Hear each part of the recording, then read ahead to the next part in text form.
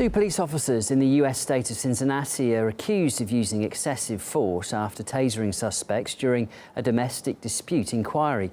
Bodycam footage of the incident that happened early this year has only just surfaced. Come here! You're gonna get tased!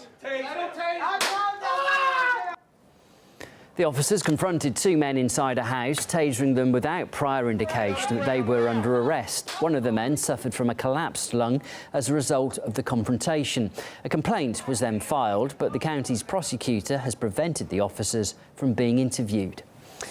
Well, since the year 2000, over 1,000 people have died in the US after being stunned with tasers by police, and 9 out of 10 were also unarmed. Concerns of police abuse have prompted Amnesty International to issue an appeal for stricter taser rules in the US, and one teenager who's suing police for excessive force described his ordeal to us. I've recovered physically, but mentally I don't know, it's hard to think about still, even though it's been a year.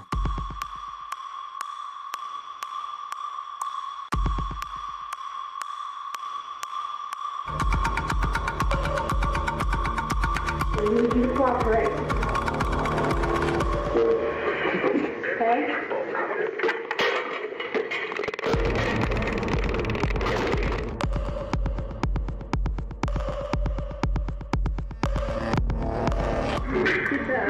Calm down. Get it together.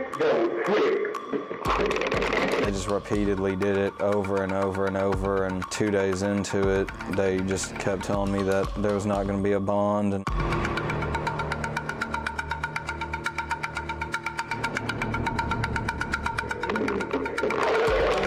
they're supposed to feel comfortable around police. The way they were laughing and pretty much having fun with it, I was afraid that they were going to try and kill me. We spoke to Jordan Norris's lawyer, who says the police actions could amount to torture.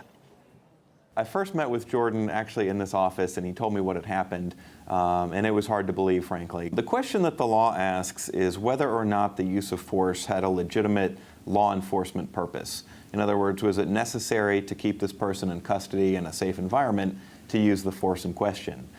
In this situation where he's already fully restrained, he's being tased anyway, I didn't see any legitimate law enforcement reason for that force to be used. And if they're using, painful force against this young man without any reason, I can't really think of a better word than torture to describe that.